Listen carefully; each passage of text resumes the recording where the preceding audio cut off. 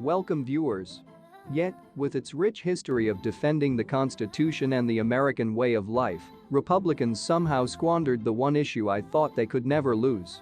In the 2022 election, the Democrats became the party most identified as defending our democracy. In this video we will break it all down for you. But before we continue, please take a minute of your precious time to hit the subscribe button below and turn on the notification bell to get the latest update from us. Superior strategy and execution. For many Republican candidates, modern American elections have become the equivalent of lining up against Conrad Dobler, generally regarded as the dirtiest player in NFL history. Dobler didn't just bend the rules, he ignored them completely. Whether it was leg whipping, eye gouging, gut punching, head slapping or finger biting, Dobler didn't care that his success was grounded in cheating and rigging the game. He simply wanted to win. Just like woke Democrats.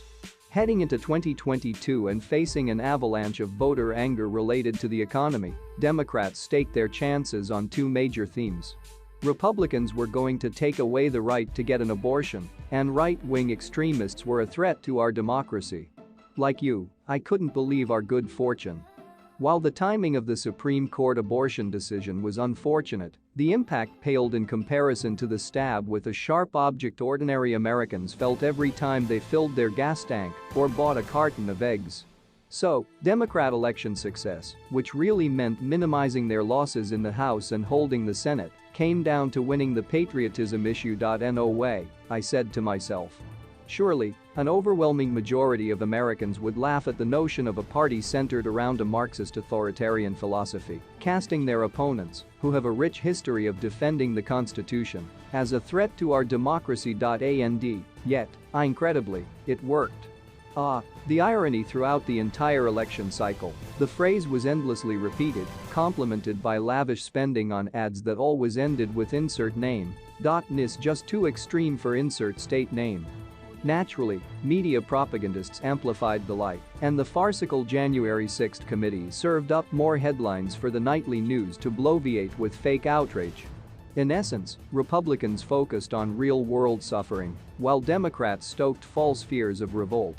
Ordinary people actually listened and embraced the fear-mongering, and for the first time I can remember, Republicans lost the title of defenders of our democracy. Deep-rooted perceptions can persist for decades. The Republican brain trust better address this threat to democracy assault before it takes deep root.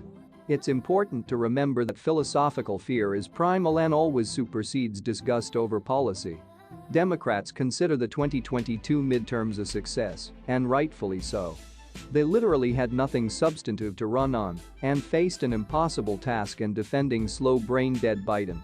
Yet, with a false narrative, they shook the Republican Party to its core, and one wonders if the party brass even understands why they lost. Brain-dead Biden's policy failures pale in comparison to concerns about a violent insurrection, even if it's fake and ginned up. If nothing is done to change the perception that Republicans want to overthrow the government, I fear more pain in 2024.